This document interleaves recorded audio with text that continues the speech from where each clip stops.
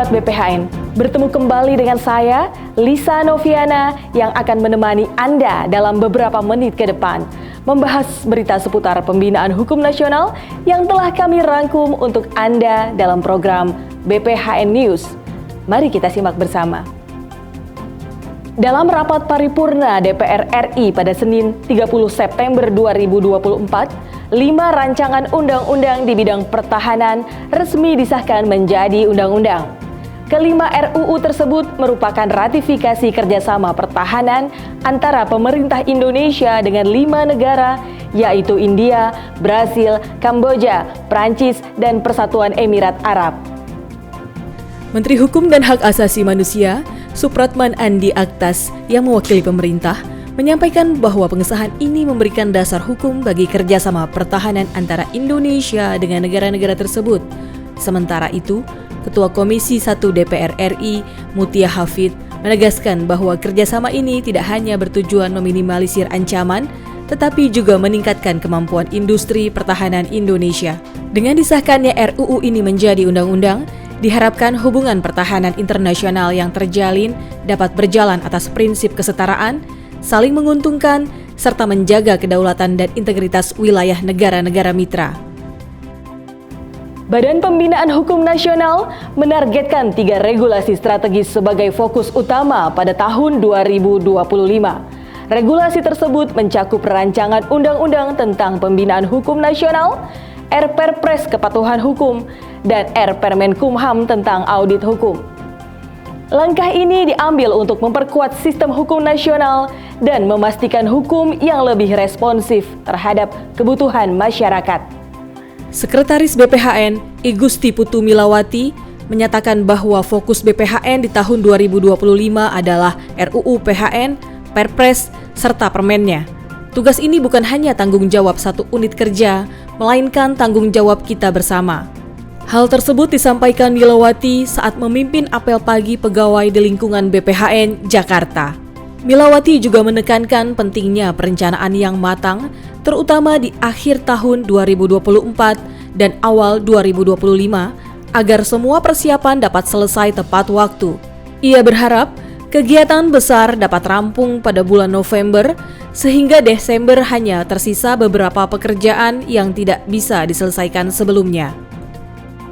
Badan Pembinaan Hukum Nasional menggelar rapat pembahasan untuk merampungkan rancangan peraturan Menteri Hukum dan HAM tentang pedoman analisis dan evaluasi peraturan perundang-undangan pada Senin 30 September 2024. Rapat ini bertujuan untuk menyusun pedoman yang jelas agar proses analisis dan evaluasi peraturan perundang-undangan dapat dilakukan sesuai standar yang ditetapkan.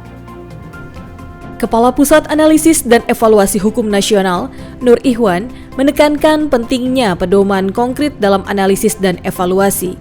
Ia juga membahas peran kantor wilayah Kementerian Hukum dan HAM dan pemerintah daerah, apakah mereka akan melaksanakan evaluasi secara mandiri atau melalui mekanisme lain yang lebih efisien. Analis hukum ahli utama BPHN, Bambang Iriana, menambahkan bahwa penyusunan draft ini masih membutuhkan masukan lebih lanjut dari tim. Ini untuk memperjelas batasan pengertian dari pelaksanaan analisis dan evaluasi peraturan, termasuk penjabaran dari rekomendasi regulatif dan non-regulatif, serta sistematika lampiran rancangannya. Pembahasan rapat juga fokus pada 2 jenis rekomendasi, yaitu regulatif dan non-regulatif. Rekomendasi regulatif meliputi perubahan, pencabutan, atau penetapan peraturan. Sedangkan rekomendasi non-regulatif berfokus pada peningkatan efektivitas implementasi tanpa perubahan pada norma atau pasal yang ada. Badan Pembinaan Hukum Nasional bekerja sama dengan Pusat Pelayanan Bahasa Universitas Kristen Indonesia mengadakan kursus Legal English untuk pegawai BPHN. Kursus ini bertujuan meningkatkan kemampuan berbahasa Inggris para profesional hukum yang sering berurusan dengan dokumen dan komunikasi internasional. Sekretaris BPHN, Igusti Putu Milawati, menekankan pentingnya pelatihan ini. Menurutnya, Legal English akan meningkatkan kosakata dan pengetahuan hukum dalam bahasa Inggris, serta meningkatkan kepercayaan diri pegawai dalam berkomunikasi secara profesional. Mila juga berharap kursus ini akan membuka peluang bagi penyuluhan hukum kepada warga negara asing di masa mendatang. Penyuluhan hukum nantinya tidak hanya kepada WNI, tetapi juga bisa ke WNA. Ia juga memberikan apresiasi kepada UKI, khususnya Fakultas Sastra, atas dukungan mereka dalam edukasi pegawai BPHN. Program ini diharapkan dapat dilanjutkan dan diperluas di tahun-tahun mendatang untuk lebih meningkatkan kualitas sumber daya manusia di BPHN. Mila berpesan agar peserta yang mengikuti kursus ini harus memiliki semangat untuk terus belajar demi meningkatkan kompetensi di mata mitra kerja internasional. Kantor Wilayah Kementerian Hukum dan HAM Provinsi Kalimantan Barat mengambil langkah cepat dalam menangani sengketa antara Mandala Shoji dan pihak Golden Tulip Hotel yang saat ini masih dalam proses hukum. Sebagai upaya penyelesaian, Kanwil Kemenkumham Kalimantan Barat telah melakukan mediasi guna mencari solusi terbaik bagi kedua belah pihak.